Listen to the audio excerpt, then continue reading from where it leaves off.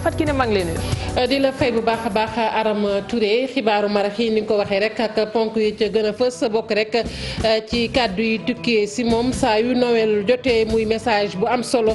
muy nag monseigneur Benjamin Ndiaye ren ji nag mu jagleel ko xale yi nga xamante ne dañoo nekk ci jafe-jafe léeg-léeg ñu leen di fitnaal ci loolu nag muy sàkku rek ci askan wi ñu gën a may gët xale yooyu gën a am yërmande ca ñoom naka noonu muy sàkku ci nguurug Sénégal mu def ci jéego. beneen ponk ci biir xibaar yi gannaaw coow la woon ca Mbuur ak nappkat yi ak ñenn ñi nga xamante ne nag ñoo taxaw temm ngir rek daal di fay tabax kon ñaareelu quai de pêche ba muy kilifa yi nga xamante ni ñoo fa féete loolu nag indi woon jiixi jaax ci diggante askan wa ba ñu tegoon ca ñenn ci nappkat ya loxo mu mel ni nag ba nëga ni juboo amagul ba tax na nag ñeneen ñett ci askan wa di jox rek ni xëy na bu nu gënee waxtaan déggoo mën naa am ci seen biir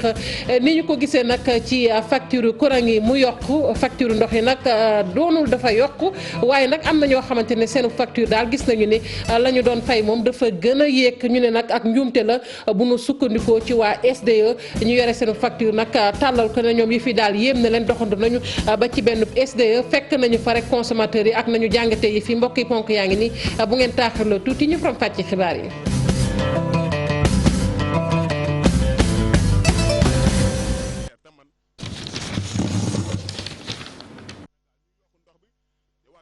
bi ak télévision Futur Média dal leen ak jàmm ci xibaaru marax yi ñu doore ko rek ak kàddu yu am solo yu tukkee ci monseigneur Benjamin Ndiaye di nag message muy faral di def nag saa yu Noël rek yegsee ren ji nag mu jagleel ko tout tànk yi nga xamante ni dañ leen di faral di teg fitna ay jafe-jafe naka noonu muy sàkku nag ci askan wi daal ñu gën leen a dimbali gën leen a may gët waaye tamit gën a am yërmande ci ñoom muy sàkku ci nguurug Sénégal rek mu daal di kon gën a taxaw ci gone yooyu Abbé Baye Rémi Diouf moom moo wax ci turu monseigneur Benjamin Ndiaye ñu teewlu ko. nañu bañ a sonalati xale yiy màgg bañ leen a jëriñoo bañ leen a siif waaye ñu yar leen ci coofeel ak lewetaay ngir ñu mën a màgg ni mu ware ci mbégte ak jàmm ju mat sëkk waxtu wi jot na ngir sunu réew mu weesu ay jëfi neen ngir ñeme wone ci lu wóor ay xalaat yu dëggu ci lu jëm ci xale yi ndaxte mbooleem nawle mu mën a aar ay doomam dafay saxal xalaat bu baax ngir gën a mën a toppatoo ñu tuuti ñi néew doole yi ak miskin yi. moo doon wax ci turu archevêque bu Ndakaaru gannaaw coow la woon ca Mbuur diggante nappkat yi ak takk der yooyu doon xeexoo ba juróom-ñaar ci nappkat fukk sax ak benn laay wax ñu teg leen loxo loolu li ko waral ku ne xam ko muy nag tabaxuk ñaari quai de pêche foofee ca Mbuur pêcheurs yooyu ne du ca dal jëwriñ ji nag booba tey mu leen di ñaan nag njëkk waaye ñenn nag ci askan wi njox nañu ne bu ñu gënee wéyal waxtaan xëy na déggoo dana am ci projet boobu ñu na ma amal ca Mbuur Abdourahmane Diallo Mamadou Guèye. dal lañu daal di fekk tey jii ci quai de pêche bu Mbour amul benn takk der ci bërëb bi nappkat yaa ngi defar seeni mbaal ak seeni gaal ci tefes ak li ko wër nga gis yàqu-yàqu yi nga xam ni am na fa démb. tey de wax dëgg yàlla ñu ngi sant yàlla nag suñu doom yi ñu ngi commencé nga mu wër ndox ñu ngi sant yàlla nag xaw ma nag journée bi nag nu mu fay demee nag. nappkat yu ñu fekk ci bërëb bi di rafetlu li ñu taxawalee gum projet ñaareelu quai de pêche bi ñu jàpp ni lépp dañ ko war a waxtaanee. xale yi amuñu problème de parce que jotawuñu kenn dara waaye ñàkk communication moo waral li am démb. waaw parce que dafa mel ni ñu bëri dañ leen di wax ne usine la te fekk quai ministre bi neen quai la. man mi taxaw di wax yow nii mënuma laa wax ne la quai la mënuma laa wax ne la usine la man xaw ma luñ programme man xaw ma ko. mënuma la see wax dara loo xamante ni lu leer la. mais ñun soxla wuñ ko fii ndax fii lañ am fii mooy rawukaayu gaal yi fii lañ fii la suñu lépp nekk kon soxla wuñu ko fi mukk bëgguñu ko duñ ko fi mas a bëgg ba mukk. ñëpp ko bañ. ñun ñëpp ñoo ko mobilisé wu bañ. fi mu ne nii nag fukk ak benn nit teg nañ leen loxo ñoom sax jàllale nañ leen tey ci suba si police ñoom it am na ci ñu ci am ay gaañu. nga ko lu soxal kon koppar yu yees yooyu ñu duppee rek ECO mu war a wutu franc CFA ci atum 2020 waa mouvement nag France Frappe Dégage ñi ngi koy naqarlu ndax loolu dañu jàpp rek ni ab maanaam dogal bu ñu jël la dogal boo xamante ne nag doona ko rek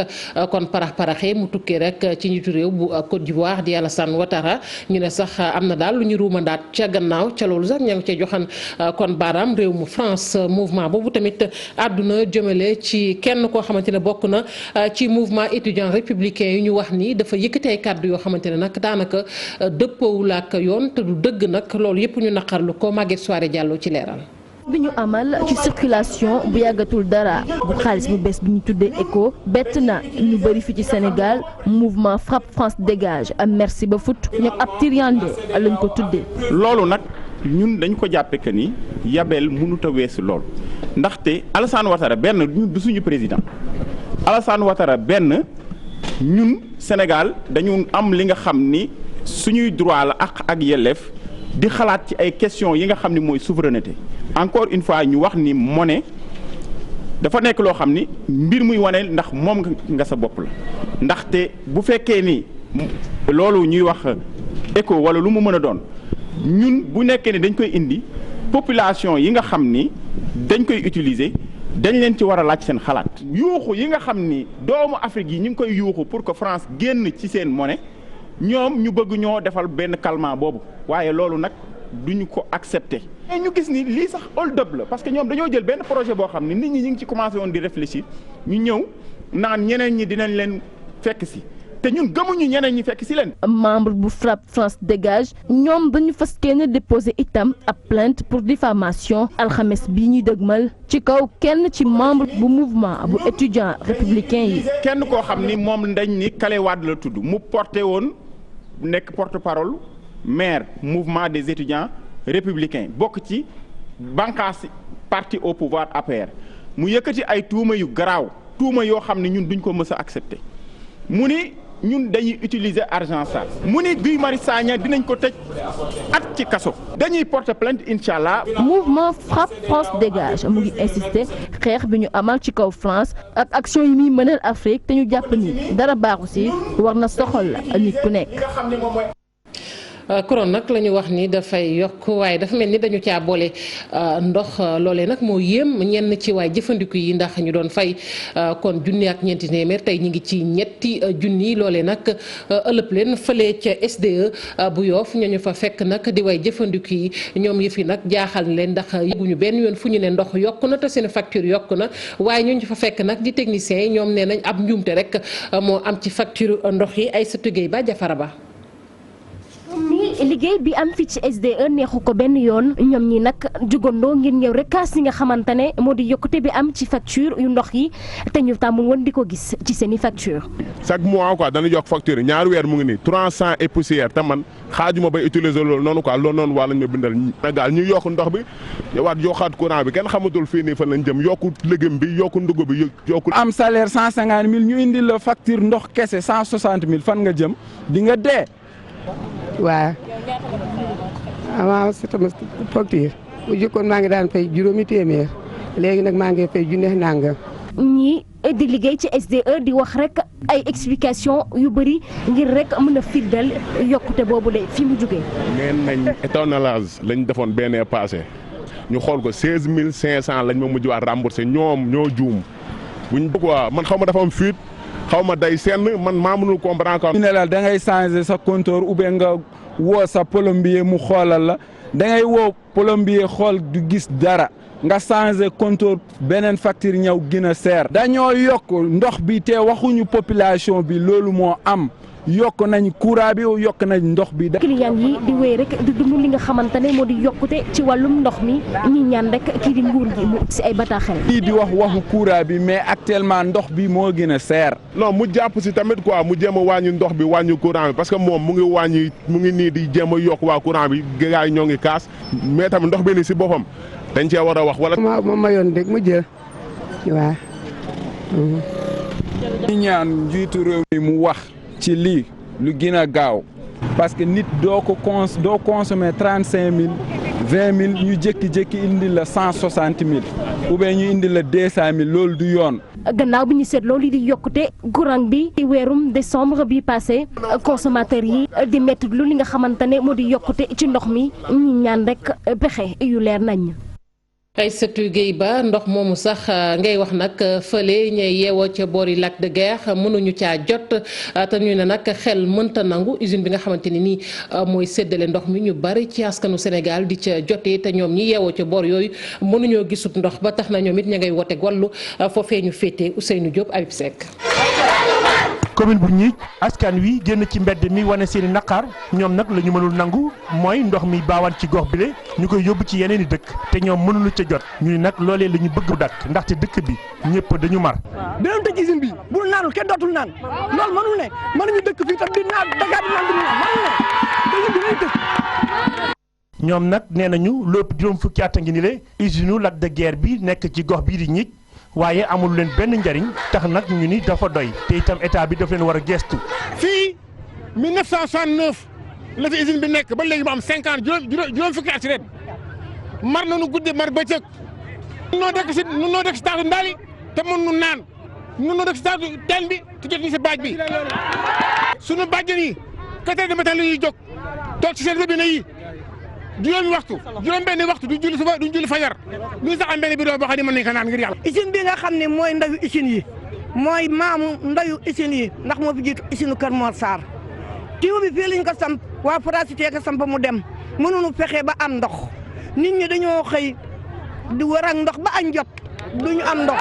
maire bi mu yëkkati cay kàddu tontu ca xamle na ni yenn ci liggéey yi tàmbali nañ ko. kenn mënul dégg ni commune di Ñiij dafa mar. waaye nag su fekkee état bi jël na décision yu mu war jël yëpp manifeste bi ñun dañu koy jàppe ni ay nit a nekk seen gannaaw rek xam nga opposition moom du bëgg jàmm loolu moo ko waral waaye état bi li mu si war jël yëpp daal jël na ko. ñi nag askan wi nee nañu ñoom dootuñu nangu ndox may génn fii ball ñu koy yóbbu ci yeneen i dëkk te ñoom duñu naan nee nañu nag nii la ñu wane seen i naqaar beneen yoon daañ ko wane ci beneen anam. gannaaw ndox mi ñu àddu ci wàllug wér-gi-yaram ak mutuelle de santé yooyu nga xamante ni bu njëkkoon nag boo bindoo ci mutuelle mënoo fajoo feneen fudul ci mutuelle boobu nga bindu tey nag dañ naak politique bu yees bi ñu ca tëral ñu duppee ko nag politique de portabilité fële ca diwaanu Kaolack gis nañu ni képp ko bind si mutuelle bëgg a fajoo ci beneen mutuelle loolee lu mën a nekk la ca Kaolack sax ñu tàmbale faa defi jéego Ibrahima Diamé. portabilité nag dafa ñëw pour yaatal avantage yi nga xam ne ñu ngi ci mutuelle de santé yi politique la kon bu nga xam ne day permettre adhérents yi ñu mën a faju ak seeni carte ci yeneen diwaan yu dul fi ñu bindoo. bu ñuy wax portabilité son baatu tubaab la waaye dañuy wax ne rek nañ ko jël rek misaal comme portable je crois que portable ñëpp a ko yore te heure booy dem da ngay yóbbaale sa portable kon dafa mel ni rek dañ ne paj mi tey booy fooy dem ak fu mu munti nekk rek yóbbaaleel paj mi donc loolu la ñuy tekkee ne ñun portabilité des soins mooy foo munti dem ci région Kaolack ak commune bu mu munti dem boo feebaree boo demee ca commune boobu boo feebaree demal ca mutuelle ba la gën a jege mutuelle boobu dana la xool dimbale la ba ñu mën laa faj bu fekkee ne ay garab la ñu mën laa jox say garab nga delluwaat sa kër. bu ñu xaymaa nag politique bi léegi fu mu toll ci diwaanu Kaolack biñ ko dooree bu ñu sukkandikoo ci présidente bi dem na ba 80% bébét bi nag moo di généraliser ko au niveau national.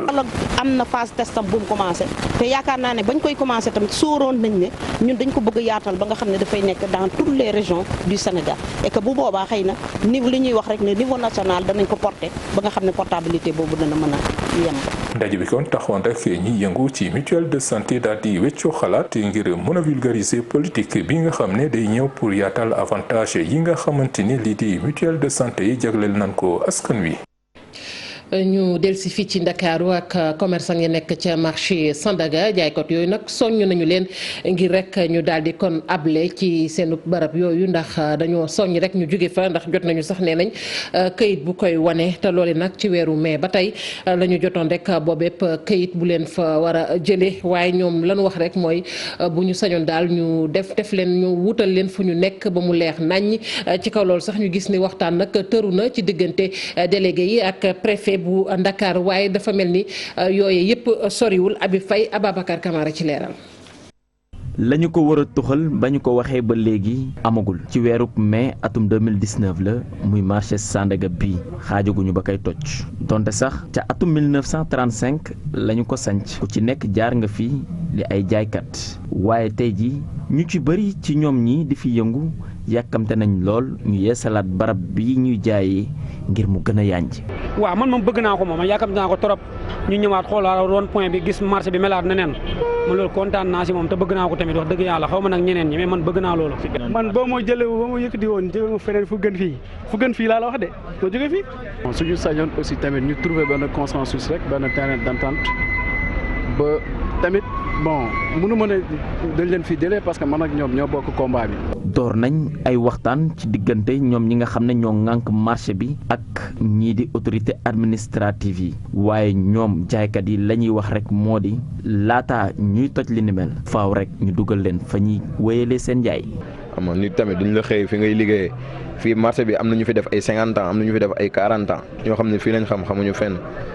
boo leen jëlee fii yóbbu leen feneen tamit